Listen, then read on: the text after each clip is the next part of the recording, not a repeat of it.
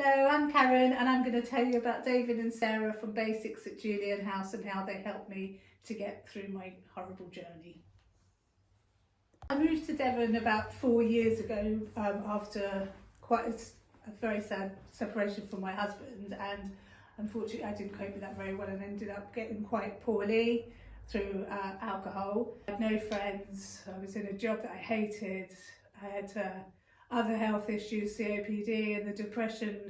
And the only thing that I could get out of it was to drink. The more I drank, the more I slept, the more I didn't have to think. And then, like I say, I got so poorly that when I decided to get help, it was almost like it's too late. After about 4 years of constant alcohol abuse, I ended up so depressed that I couldn't get out of bed for about 6 weeks, and eventually I called 999 and was taken to hospital. And my flat was not in the best of states, to say the least. While I was in hospital, I got news from a message that I was being evicted, that they'd condemned the flat, and they were not only going to evict me, they were going to take all my possessions. And, you know, bearing in mind I'd kept up to date with the rent, I'd been a good tenant, you know, I just couldn't cope with it. I thought, God, I've managed to ring 999 to get help to try and rebuild my life, and now there's no flat to go back to, there's no home, I've got no home to go back to. That's where I met Dave.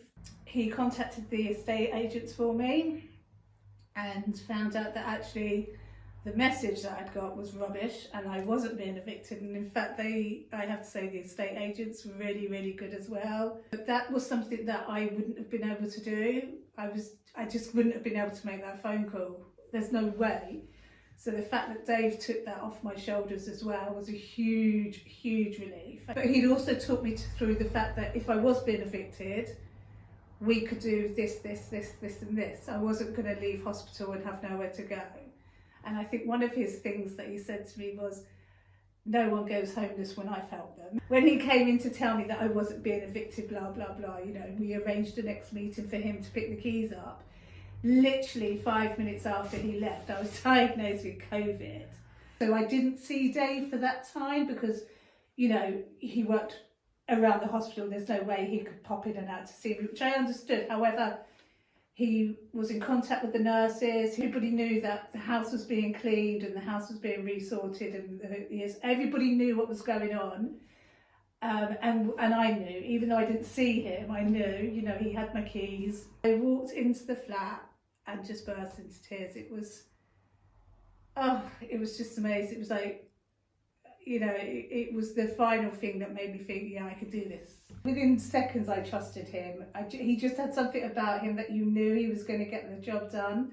I didn't just talk to him about the state of my house. I talked to him about everything, the state of my life, my drinking, my loneliness, and if I'd been evicted or somebody hadn't come and cleaned it, I don't think I'd be here today. So whatever I've achieved since coming home wouldn't have happened if Dave hadn't have done it for me. Just total empathy. You know, he didn't like that.